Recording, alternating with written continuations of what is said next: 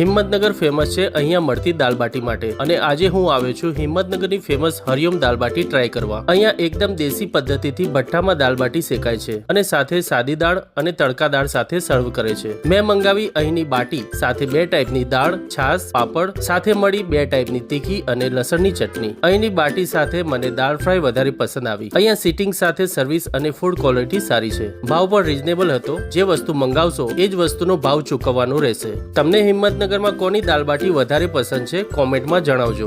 આપણે હરિઓમ દાલબાટીની શરૂઆત 1998માં કરેલી। શુદ્ધ અને સાત્વિક ભોજન કહેવાય। એની અંદર કોઈ ભેળસેળ ન હોય। દાલબાટીમાં અડદની દાળ આવે અને ઘઉંનો લોટ આવે અને અમૂલનું ઘી આવે। અમે રાજસ્થાનના છે અને અમારા ઘરમાં દાલબાટી બનતી હોય એટલે લોકોને સારો જમાડવાની અમારી કોશિશ હોય। એકવાર અચૂક મુલાકાત લો, जरूर थी एक बार पधारो। ये टेस्ट सारो था हिम्मतनगर ये खावानू बस। मैं आज से नहीं 20 साल से खा रहा हूँ। टेस्ट इनका एक नंबर है, लाजवाब है। तो आप अगर इधर उदयपुर अहमदाबाद हाईवे रोड से निकले तो यहाँ की जो हरिओम दाल बाटी है आप खा के याद करोगे, आपको बॉम्बे तक ऐसा टेस्ट कहीं नहीं मिलेगा।